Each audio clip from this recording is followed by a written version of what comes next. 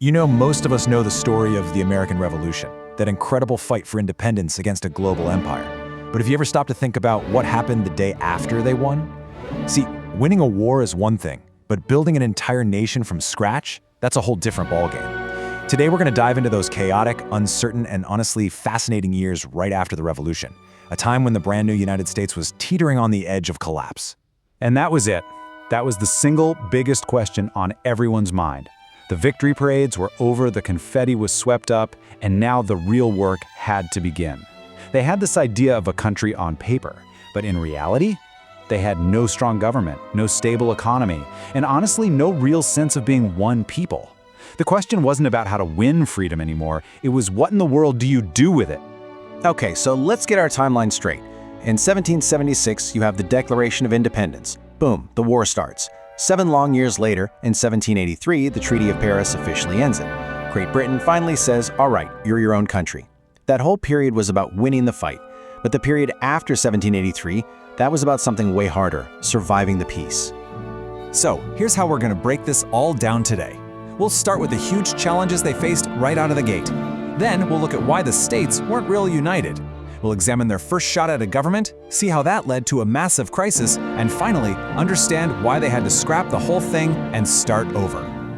So picture this. The ink on the Treaty of Paris is barely dry.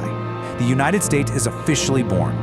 But this was no fairy tale ending, not by a long shot. It was actually the beginning of a whole new set of massive problems. I mean, getting recognized as an independent nation was a huge deal. An absolutely monumental achievement. But what did that actually mean on the ground? Well, it meant the new country was suddenly all on its own, facing a world of trouble without the structure, or frankly, the protection of the British Empire. And the challenges were just immense. The war left the nation with a crushing, almost unimaginable debt. There was no strong central government to make decisions, the economy was an absolute mess, and nobody was really sure how this whole experiment in self-government was even supposed to work. It was freedom, all right, but it was a chaotic and deeply uncertain kind of freedom. A big part of that chaos came from a really fundamental problem. The United States, well, they weren't all that united. In reality, it was a lot more like 13 small, bickering countries that were loosely, and I mean loosely, tied together.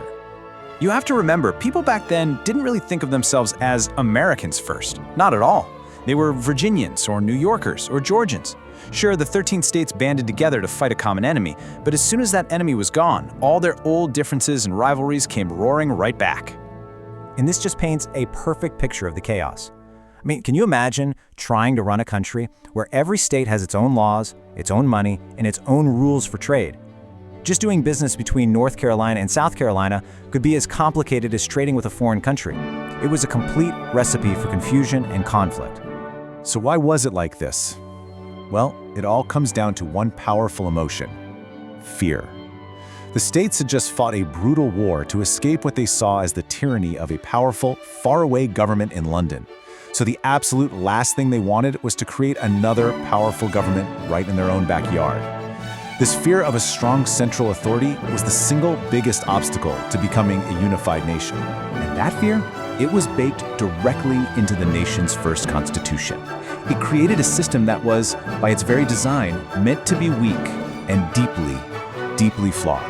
This first system was called the Articles of Confederation, and its main purpose was simple: keep pretty much all the power with the states and make sure the national government was as weak as humanly possible. There was no president, no national court system, just a Congress with extremely limited authority. And this table here, it just lays out the problem perfectly. Look at the powers the central government didn't have. It couldn't collect taxes to pay its debts, it couldn't control trade between the states, it couldn't even enforce its own laws. It could declare war, sure, but then it had to go hat in hand and ask the states for soldiers and money. It was a government with a ton of responsibility, but almost zero actual power. So yeah, when you boil it all down, the Articles of Confederation created a system that was basically toothless. It was a government that couldn't govern. And the consequences of this weakness would soon be felt across every single one of the 13 states. This flawed system didn't just cause theoretical problems on paper, it created a real-world crisis that threatened to completely destroy the young nation before it ever got off the ground.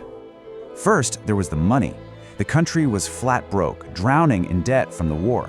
And this was debt owed to foreign nations. and even to its own soldiers. But remember, under the Articles, the national government couldn't tax anyone.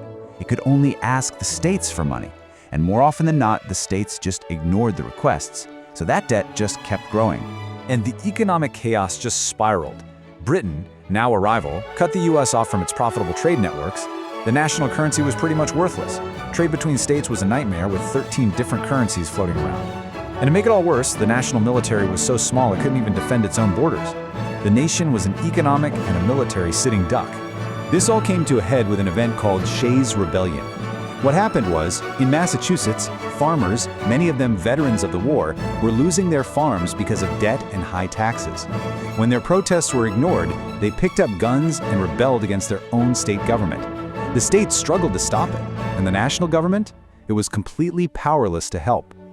This was the big wake-up call, the moment many leaders realized their country was failing.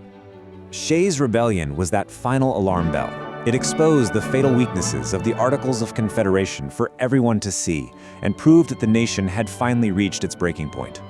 You know, the feeling among leaders like George Washington and Alexander Hamilton was just dread.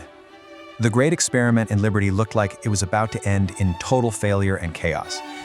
The very system they had created to protect their freedom was now threatening to destroy it completely. The reality under the Articles was just chaos and weakness. To survive, the country desperately needed stability and unity. It became painfully clear that getting there would require a completely different kind of government, one with the actual power to solve the nation's problems. And this idea, it really captures the hard lesson learned during this whole period. That heroic struggle for independence was, in a lot of ways, the easy part. The truly difficult, grinding work was figuring out how to create a lasting, stable nation out of 13 divided states. And so, the total failure of the Articles of Confederation led directly to one of the most important moments in American history. Leaders from the states decided to meet up, but not just to tweak the old system. Oh no, they decided to throw it out entirely and start over with a radical solution, writing a brand new constitution. This whole crisis forced the nation's founders to face a fundamental question. They had designed a government to be weak because they were scared of power. Now they had seen the result: total chaos.